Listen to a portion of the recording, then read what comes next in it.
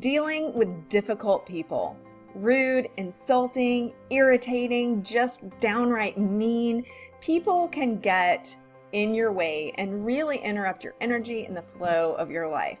If you want to know how to deal with these people and get them out of your way so that you can live and flow with the way that you're supposed to be living, then you are in the right place. That's exactly what we're talking about today. I'm going to give you several fail-safe ways to do just that. Stick around. GILD Coaching. More success, less stress. We have all been there. We've been going about our merry way, getting our work done, going about our day, and then poof, we meet a grumpy person that just knocks us off of our path and makes us wonder what in the world is going on. It can impact us in so many ways. It can take us off the path to our goals. It can impact our energy, our emotions.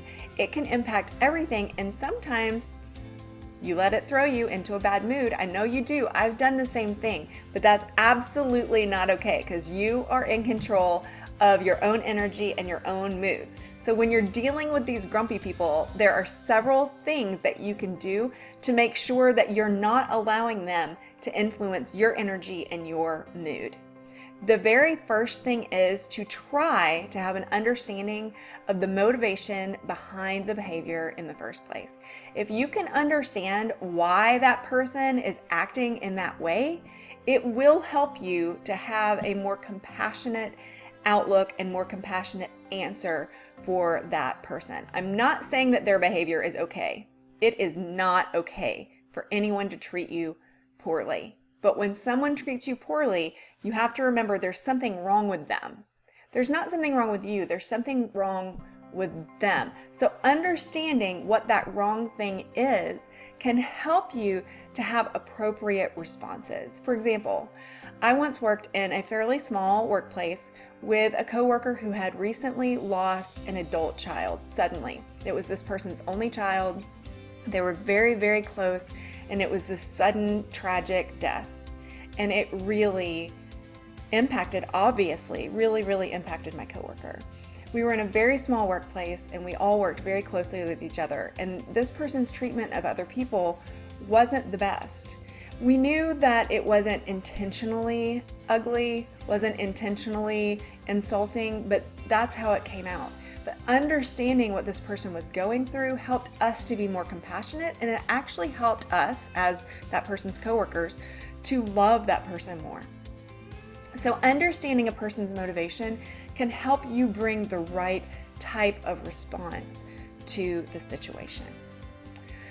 Also, number 2, it's really important for you to not fall into the trap of accepting all of the little jabs that are pointed at you.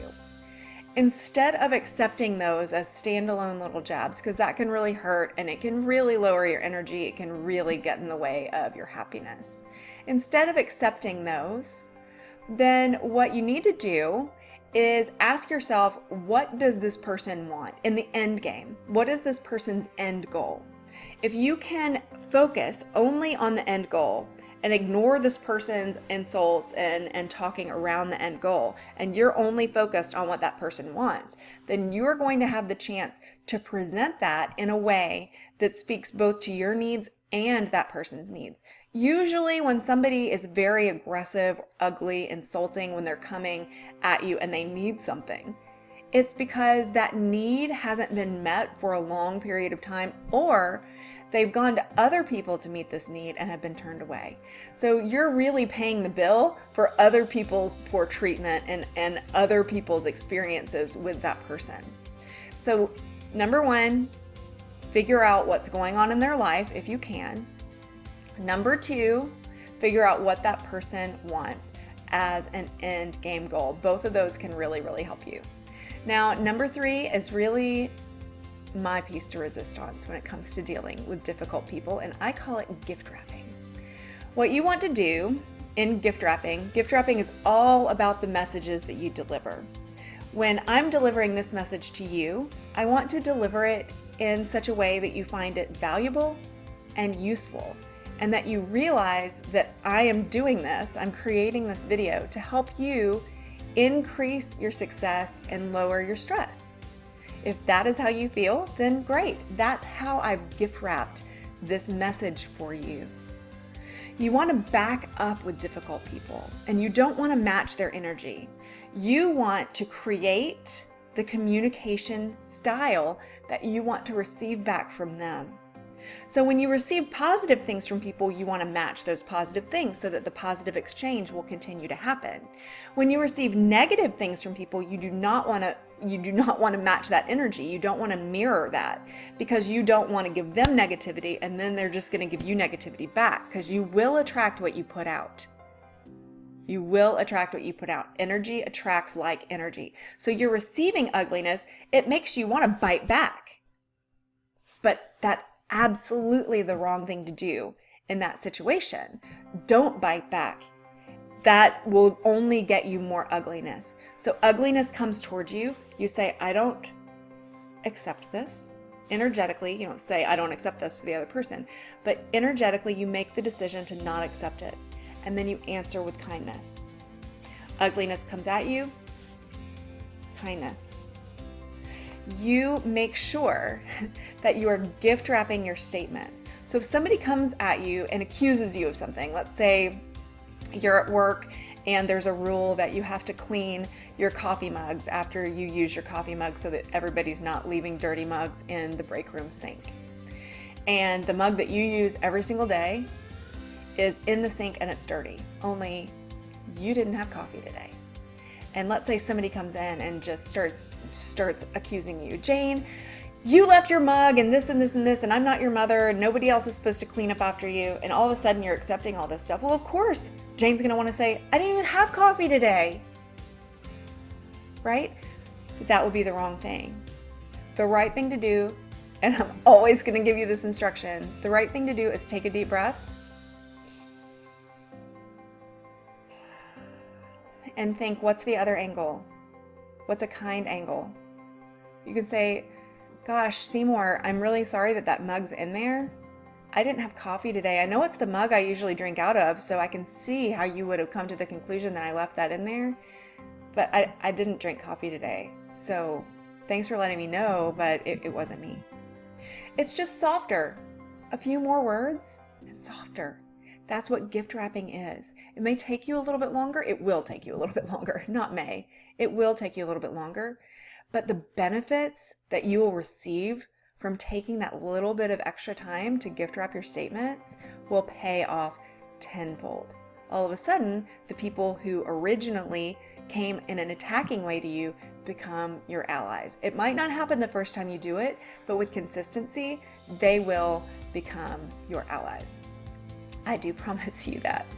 Okay, and the last, number 4, the last way that I have for you today is to literally take a breather. Not just take a breath. Yes, take a breath. But take a breather. Tell the other person, I can't have this discussion right now. I'm happy to have this discussion later. What's a good time for you? But you have the right in any situation,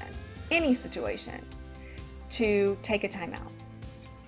Take a breather, go to your corner, go outside, get some fresh air, drink some water. It'll help your brain work better. And take some breaths and set a date to come back later. Don't just say, I'm going to talk to you about it later, because they will feel pushed off and then they'll come back stronger and uglier.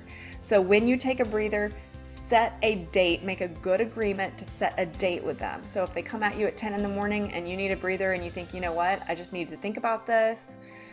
I want to talk to them after lunch. You can say, Seymour, this isn't the time for me to have this conversation. I'm sorry. Do you have time at 1? No, you don't have time at 1. What would be a good time for you this afternoon? That'll make them feel valued. And even though you're not hearing them right now, in a way, it will help them to feel heard.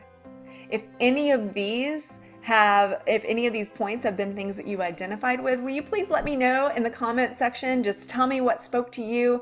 Let us know what information makes you feel heard or understood. We really want to know. Let us know what other information that you want. If you have any questions about how to execute any of these points. And after you've left your comments down there, will you please do us a favor and click that subscribe button and that little bell so that you will receive a notification every Monday when our new videos drop to help you live a life with more happiness, and lower stress. Talk to you soon. Bye.